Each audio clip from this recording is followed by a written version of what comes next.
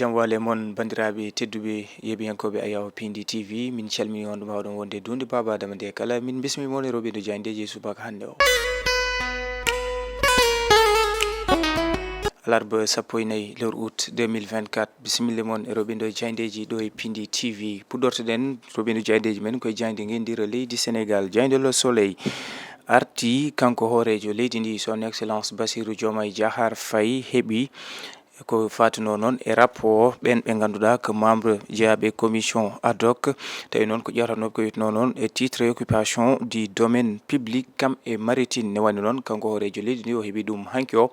ñande talata hanki o no hanko hoorejo leydi ndi holliti mo o darolan beele wawde reftinde gueɗe ɗe lawol kono kadi ɗen caɗele ɗe ganduɗa ko taweteɗe ko witno non to banggue wonande domaine public kam e maritime ɗum ɗo kala mo daro beele wawde addude hen safaru no hannirta ni jayde le quotidien arti e journée sans presse yide quotidien on ñalawma ɗoftama no hannirta ni yoga e médiaji ɗo e leydi Sénégal jayndeji kam e caktirde e ɗoftima ɗum no hannirta ni e nder temedere kala hen caɓanɗe jeenayo ɗoftima ɗum kono kadi teskugol yoga e won médiaji ko wayno Walfadjri ɗofta e nden yamiron nde ganduɗa hanki o ɗin médiaji Sénégal kala ndenti beele hollidde metti mumen fewde e laamu leydi Sénégal kono kadi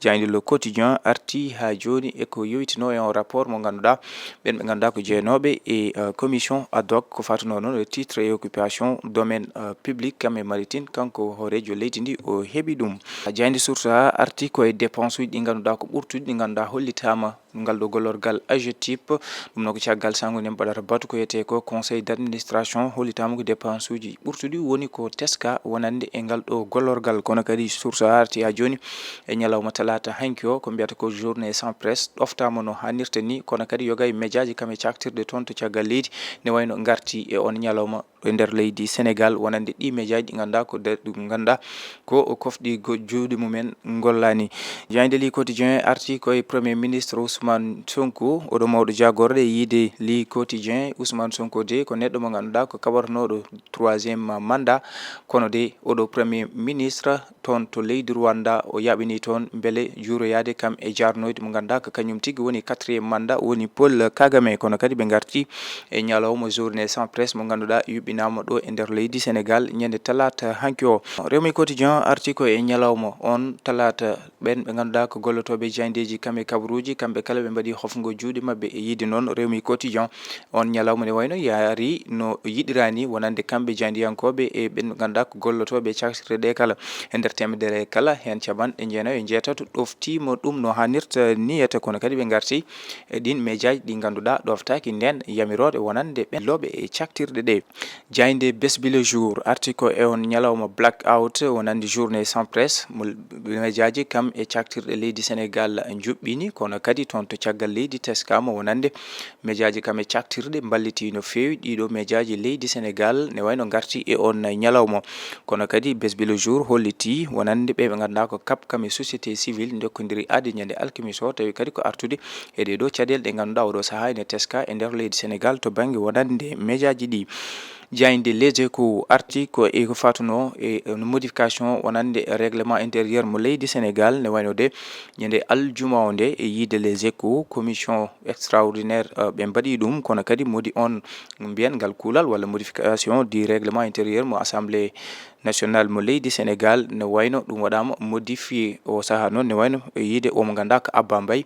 ala ko padi so wona kanko premier ministre Ousmane Sonko beele ara waɗa ko yete ko déclaration de politique générale kono kadi jayde Les Échos arti ha joni eko yowtino eko fatuno wonande e ñalawma journée sans presse e yideɓe noon yaari yesso no hannirta niyata kono kadi ɗen ɓe ganda ko médiaji gonɗi to caggal leydi nangodiri médiaji leydi Sénégal no fewi jayde Vox Populi arti koye on ñalawma e yideɓe noon wonande on journée sans presse yaari no hannirta niyata kono kadi ɓen ɓe ganduɗa ko média international en ko wayno RFI BBC ne wayno garti e on ñalawma mo ganduɗa ko journée sans presse ñande talato e nder leydi Sénégal ɓe balliti kay no fewi wonande médiaji ɗi ganduɗa ko leydi Sénégal ɗi ganduɗa mbaɗi hofgo juuɗe tawi ko artude e caɗele ɗe ganduɗa ene guuro ɗum wonande e oɗo saaha Jayde Sud Quotidien arti ko e caɗele ɗe ganduɗa oɗo saha ne teska toon to assemblée nationale ko ɗum saabi ni o saha ni ne wayno ɓe mbaɗi ko yete ko session extraordinaire beele wadde modifié wonande on règlement intérieur mo suudu sarɗeji leydi Sénégal kono kadi ɓe garti kamɓe Sud Quotidien e ko yetno noon e rapport mo ganduɗa ɓen ɓe ganduɗa ko membre diaɓe commission ad hoc ko fatuno noon e ko ɓe mbiyata ko occupation to banggue wonande domaine public kam e maritime kanko hoorejo leydi ndi son excellence Bassirou Diomaye Diakhar Faye o heeɓi ɗum e ɗin membre uji. Jayde enquête arti e on ñalawma on signal fort e yiide jayde enquête wonande médiaji leydi Sénégal ne wayno mbaɗi hofgo juuɗe ñande talata o kono kadi teskama toon to caggal leydi woni ala une ɓen ɓe ganduɗa ko médiaji toon to caggal leydi ne wayno balliti no fewi médiaji Sénégal tawi ko artude e caɗele ɗe gurata ɗum saabi ni mbaɗi hofgo juuɗe mumen ñande talata o ko journée sans presse kamɓene ɓe garti e yiide RFI BBC hani e senuji to leydi arabeɓe ɓen kala ne wayno garti on ñalawma no hannirta ni e yiide enquête on ñalawma kay ne wayno kamɓe dilloɓe e médiaji ɗi ɓe dañi polgu no hannirta ni kono kadi yiide duuɓi nogas ko ganduɗa ɗum ɗo meeɗa wadde e leydi Sénégal Ousmane Sonko kam Bassirou Diomaye Faye naati e histoire. Jayde Tribune arti koye on ñalawma mo ganduɗa ko journée sans presse ɗo e nder leydi Sénégal e yideɓe kay e nder temedere kala hen capanɗe jeenayyi e jeetati ne wayno o ɗoftima nden yamirore kono kadi ɓe garti kamɓe Tribune e omo ganduɗa ko Bougane Gueye Dany o arti on ñalawma e yiide omo ganduɗa ko Ousmane Sonko kam hoorejo leydi Bassirou Diomaye Faye ɗum ɗo foof de hollita tan ko yimɓe ɓe ganduɗa gona hattanɓe laamu leydi Sénégal kono kadi ɓe naati tigui histoire nde tawno duuɓi nogas ko ɗum wayri wadde e nder leydi ndi. Indépendant arti e ko fatuno noon e recette budgétaire 2024 tawi koye fin juin kanko Cheikh Diba o holliti ne wayno ko ɓuuri ujunere e temedde jeetati e capanɗe joyyi e joyyi milliard pawɗi temedde jeegom million ko ɗum tigui woni ko rendina kono kadi ɓe garti e ko yettuno noon e Bougane Gueye Dany o yani no fewi omo ganduɗa ko hoorejo leydi ndi Bassirou Diomaye Faye kam mawɗo jagorɗo mum Ousmane Sonko ko yettuno noon e ñalawma mo ganduɗa oɗo saaha kamɓe dilloɓe caktirɗe ɗe ɓe dañi ɗen caɗele ha ɗum saabi ɓe ƴetti oɗo ñalawma tawi ko journée sans presse. En ƴeewoytu Jayde Le Verdict arti koye gouvernement mbiyen laamu leydi Sénégal itti koppareje ko abbiye temedde jeetati million e koppareje men franc CFA tawi ko wallide ɗum yoga e cuuɗi cafrirde toon to wuuro teddungo ngo Touba beele heɓanade grand maggal mo Touba e yiide kanko jagorɗo kalfinaɗo cellal o holliti laamu ngu ma daro beele tigui rewidade on ñalawma kono kadi wawde ha joni daranade wuuro teddungo Touba ko yitno noon to banggue cellal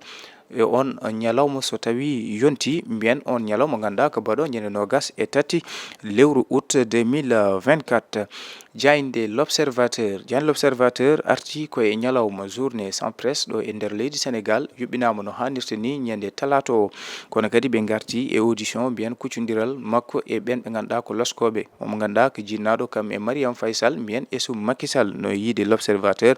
hanki o hettama toon to galle makko kono kadi omo ganduɗa ko ɓi ko biyeteɗo Adama Faye kañumne ma hette e subaka hande o ɗum noon yoytuno koto banggue wonande e caɗele ko yitno e foncier kono kadi L'Observateur arti ha joni e temedde tato neɗɗo mo ganduɗa ko yinnoɓe yaade toon to caggal leydi rewɓe e maaje kaɗɗe ɗe hanki o de ɓe naggama on mo ganduɗa kañum tigui wonno mbiyen cerveau jinnoɗo nawde ɓen ɓe ganduɗa ko yinnoɓe yaade toon to caggal leydi o heeɓi ko abbi e temedere e capanɗe tati million e koppareje men franc CFA kono noon kadi o fawama junggo. Dirten koye jayde coftal ɓalli ƴeewen Rewmi Sport arti koye omo ganduɗa ko mbarodi leydi Sénégal Diaw Baldé Keita ne waynude o sodama to leydi Turquie ko toon tigui woni ko waɗata fukko koyguel makko kono kadi ɓe garti e Super Coupe d'Europe Real Madrid ma hawru e Atlanta mbiyen noon on match ma won match gadano omo ganduɗa ko Mbappé. Bandiraɓe musidɓe tedduɓe yewiyankoɓe Ayaw Pindi TV ko ɗum woni komin ɗoɓinno mon e subaka hande o min dokka mon aadi aljuma so hawre welede Allah.